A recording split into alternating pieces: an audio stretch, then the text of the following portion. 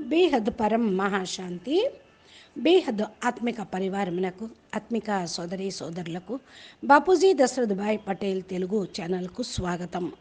మనము ఈరోజు ప్రజ్ఞానం బ్రహ్మ అనేటువంటి టాపిక్ గురించి సాక్షి బేహన్ ద్వారా జ్ఞానం యొక్క విషయము వివరణ శాస్త్రాల్లో చెప్పినది.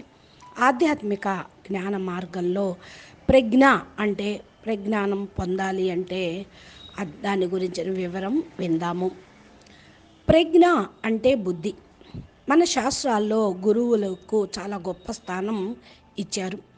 వాళ్ళ దృష్టి జ్ఞానం ఇచ్చుటకు భగవంతుడు భూమిపైన లేరు కనుక గురువు ద్వారా మనకు జ్ఞానం అందించటము అనేటువంటి భావన వారికి ఉంటుంది. కాబట్టి మనలను భగవంతుడి దగ్గరికి తీసుకొని వెళ్ళేవారు గురువు అని అంటారు. ఉపనిషత్తుల్లో మనకు ఇచ్చినటువంటి జ్ఞానంతో ప్రజ్ఞానం పొందవచ్చు. అందుకే ప్రజ్ఞానం బ్రహ్మ అంటారు. బ్రహ్మ అంటే లైట్ స్వరూపం, ఆత్మస్వరూపం. ఆత్మ అంటే జ్ఞాన స్వరూపం. అది మరి ఆత్మ జ్ఞాన స్వరూపాన్ని తెలుసుకున్నట్లయితే బ్రహ్మస్వరూపాన్ని కూడా తెలుసుకుంటుంది. మరి బ్రహ్మస్వరూపం యొక్క జ్ఞానము ఎవరిస్తారు అంటే గురువుల యొక్క హెల్ప్ తీసుకోవటం జరుగుతుంది. అందుకే గురువు యొక్క మతి వరకు మీరు వెళ్ళాలి అంటారు. ఆయన మతిని మీరు సొంతం చేసుకోండి అని.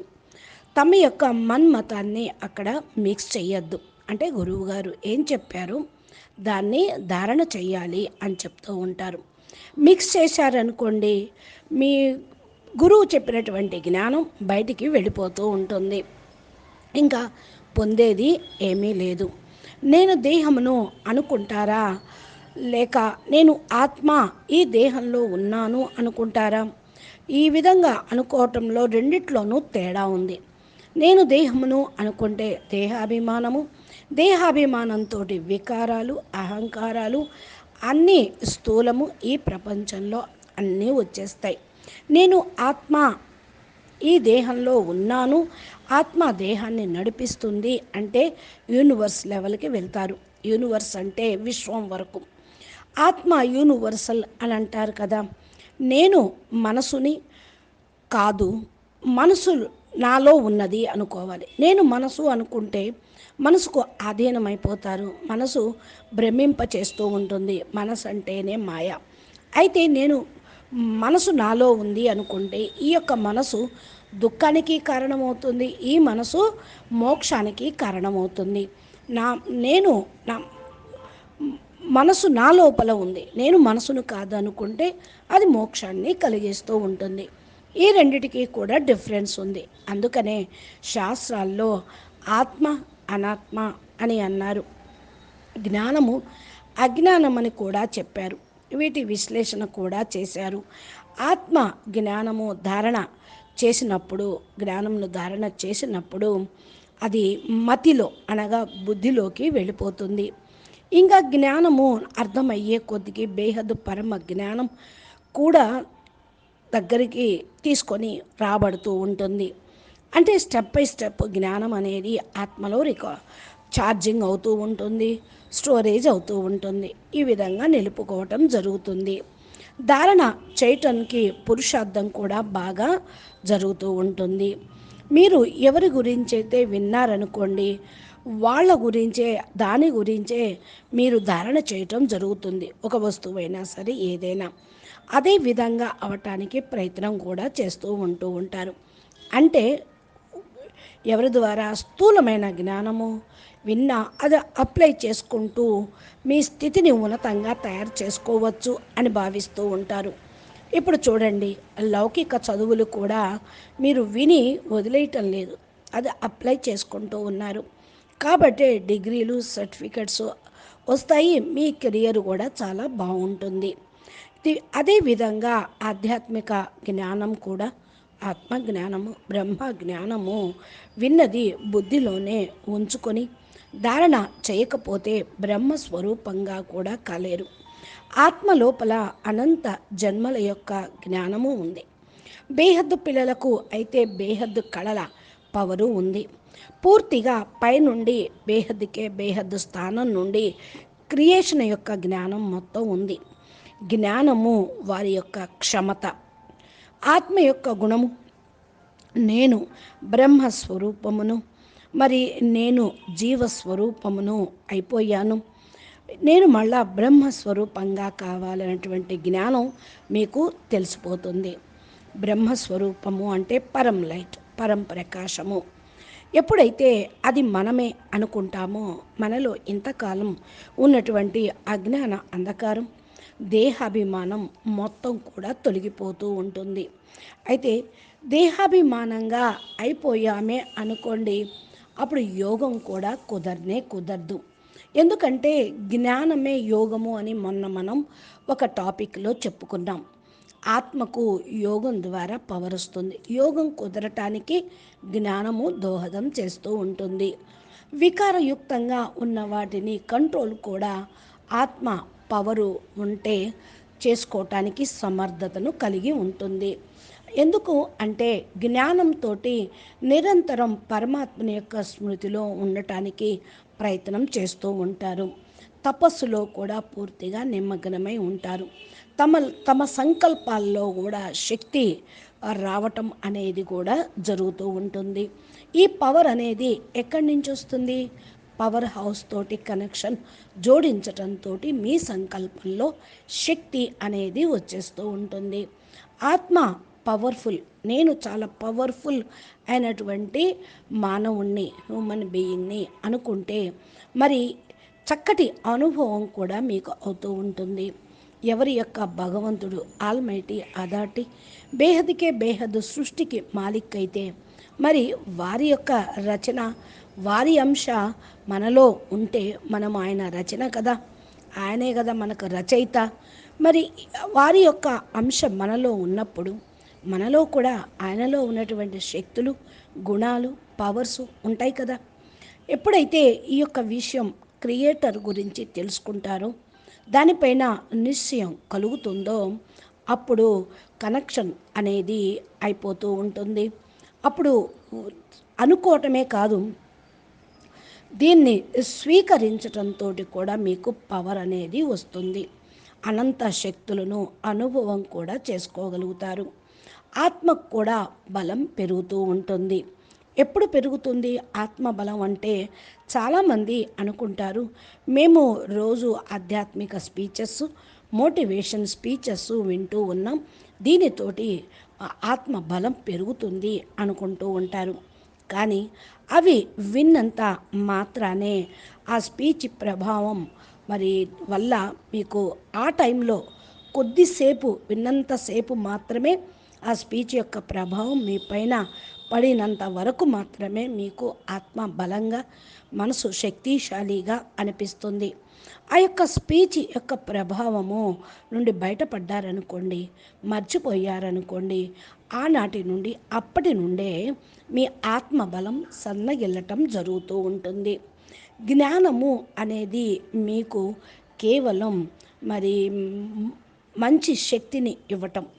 మీరు మరి జ్ఞానాన్ని తెలుసుకోవటము అంటే, ఒకటి తెలుసుకోవటము, రెండు అంగీకరించటము.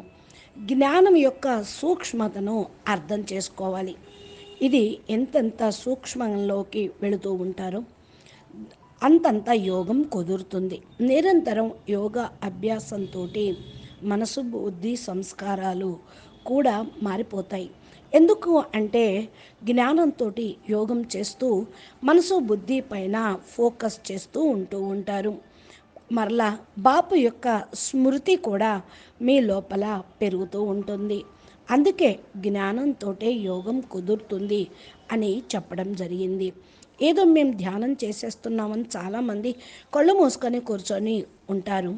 ఇంకా చివరికి జ్ఞానం యథార్థం తెలియని కారణం వల్ల యోగం కుదరకపోతే మరి విచలితం అయిపోతూ ఉంటారు.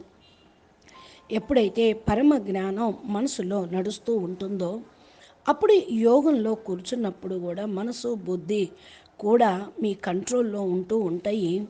అప్పుడు స్మృతి అనేది చక్కగా ఉంటుంది. పరమగతిని కూడా పొందగలుగుతూ ఉంటారు. వృత్తిలో ఏక్ బాప్ దూసరా నా కోయి అనగా ఒక్క బాపు తప్ప ఇంకెవ్వరి యొక్క ఆలోచన కూడా మీకు రానే రాదు. అందుకనే ప్రజ్ఞానం బ్రహ్మ అంటే నిరంతరం పరమాత్మని యొక్క స్మృతి ఉండటం. పరమాత్మని యొక్క స్మృతి ఎంత ఎక్కువగా ఉంటుందో మీ లోపల అంతగా ఆత్మిక శక్తి పెరుగుతూ ఉంటుంది. మనసు లోపల కానీ వృత్తిలో కానీ ఇంకే ఆలోచన అనేది ఉండదు. మనసు లేకుండానే ఏది ఉంటుందో అప్పుడు స్థిరంగా ఉంటుంది. ఇవన్నీ కూడా రీప్లేస్మెంట్ అయిపోతూ ఉంటాయి. మనసు, బుద్ధి, సంస్కారము, వృత్తులు అన్నీ కూడా రీప్లేస్ అయిపోతూ ఉంటాయి. ఈ సంస్కారంలో మనసు అనేది ఉండదు. సంస్కారం పరివర్తన అవుతుంది. బుద్ధి అతి సూక్ష్మంలోకి వెళ్ళిపోయిన కారణం వల్ల బుద్ధి స్థిరంగా ఉంటూ ఉంటుంది.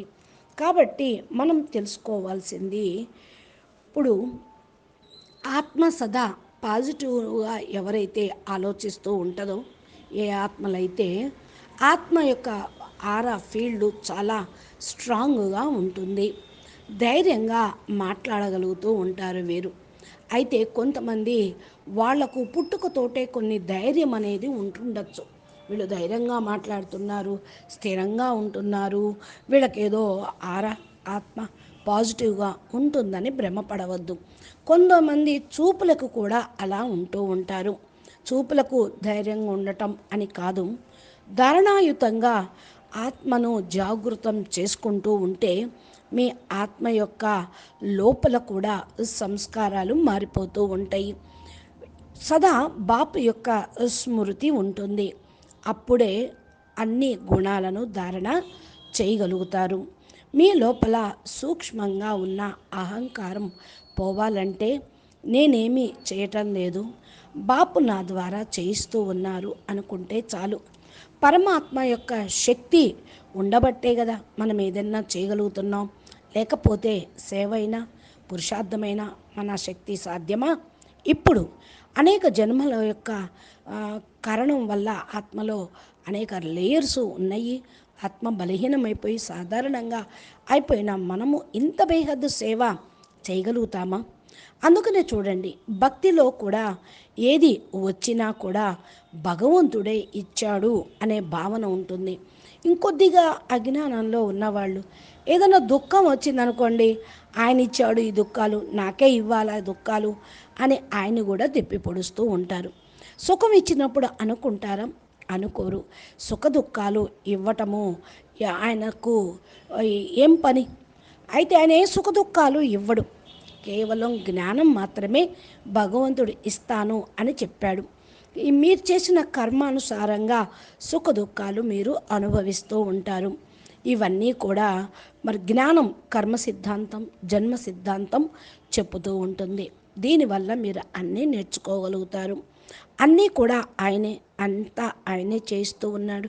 కరణ్ కరావనహార్ అనుకుంటే మనకి ఏ బాధ చింత అనేది ఉండదు. ఏదైతే మనకు కష్టం కలిగిందో భగవంతుని స్మృతి చేయటానికి వచ్చినాయి అనుకోవాలి. కుంతి కూడా మరి నాకు కష్టాలే కలిగించు, ఎక్కువ నీ స్మృతి ఉంటుందని కృష్ణుడిని అడిగిందట.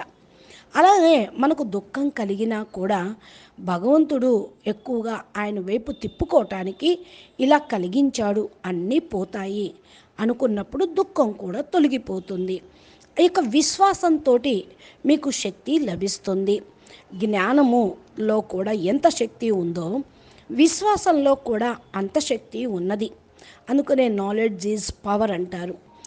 ప్రేమయే శక్తి అని అంటూ ఉంటారు.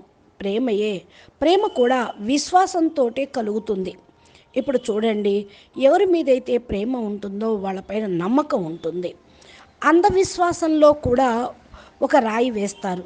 ఏమని చూడండి, భగవంతుడిని మరి అంధవిశ్వాసంతో ఉన్నప్పటికీ కూడా రాయిలో కూడా భగవంతుడిని చూడగలుగుతారు. వారికి భగవంతుడు రాయిలో కూడా కనిపిస్తాడు. అది కూడా అంధవిశ్వాసమే. అయినా ఒక్కడనే నమ్ముకున్నారు. అదొక విశ్వాసం. బ్లైండ్గా అయినా సరే ఏక్ బల్ ఏక్ భరోసా అంటే అంధవిశ్వాసం కూడా శక్తినిస్తుంది అనుకుంటారు. జ్ఞానము, యోగము తోటి కూడా ఇవి మనకు లభిస్తూ ఉంటూ ఉంటాయి. అయితే ఎంత చేసినప్పటికీ కూడా యోగం చేసిన అహంకారం అనేది రాకూడదు. కొంతమందికి నేను ఇంత యోగం చేశాను, ఎన్ని పవర్స్ వచ్చినాయి, నేను ఇంతమందికి జ్ఞానం చెప్పాను, నేను చాలా జ్ఞాని ఆత్మను అనుకుంటూ ఉంటారు. అలాగా అహంకారం అనేది కూడా వస్తుంది. అది రాకూడదు. ఎంతెంత జ్ఞానం ఉంటుందో అంతంత నిరహంకారంగా ఉండాలి అని అంటూ ఉంటారు. మనం కేవలం నిమిత్త మాత్రులం. మనం అహంకారం ఉంటే జీరో అయిపోతాం. నిరహంకారం నిమిత్త మాత్రంగా ఉంటే మనం హీరో అయిపోతాం. జ్ఞానము అంతా ఆయనదే కదా, సేవ ఆయనదే. సేవ చేయటానికి శక్తి కూడా ఆయనే ఇస్తూ ఉన్నాడు అని భావిస్తూ ఉంటే తప్పకుండా బాపు నుండి, భగవంతుడి నుండి హెల్ప్ లైన్ అనేది లభిస్తూ ఉంది. ఆ యొక్క సేవలో కానీ స్థూలంలో కానీ ఏమి జరిగినప్పటికి కూడా మీరు సాక్షి దృష్టిలో ఉండిపోతూ ఉంటారు. యోగా సాధనలో పవరు అనేది కూడా లభిస్తుంది. హెల్ప్ లైన్ ఇవ్వటం అంటే పవర్ ఇవ్వటమే కదా.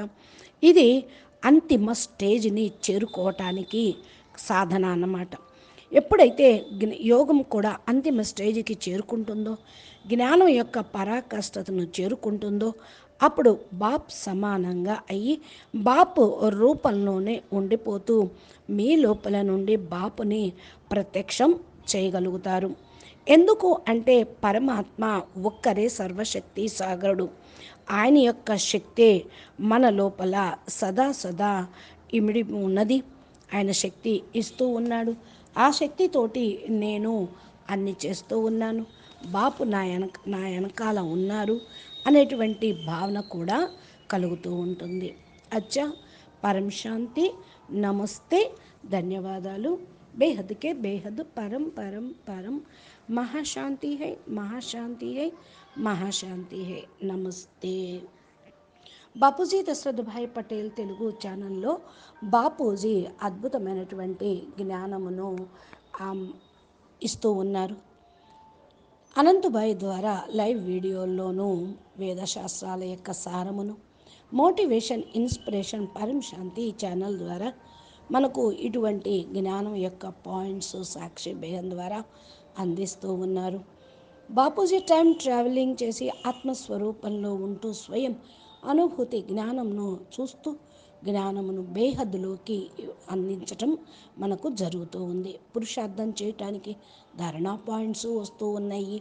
మీరు మా ఛానల్ని సబ్స్క్రైబ్ చేసి గంట సింబల్ని ప్రెస్ చేస్తే నోటిఫికేషన్ రూపంలో మీరు వీటిని పొందవచ్చు. ప్లేలిస్ట్లోకి వెళితే మీకు కావాల్సిన టాపిక్ మీకు లభ్యం కావచ్చు.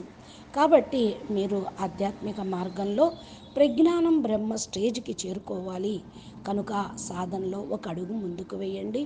భగవంతుడు 1000 అడుగులు ఇస్తారు. జ్ఞానము విశ్వాసము తోటి మీరు పరాకాష్ఠను చేరుకోగలుగుతారు. నమస్తే, పరం మహాశాంతి.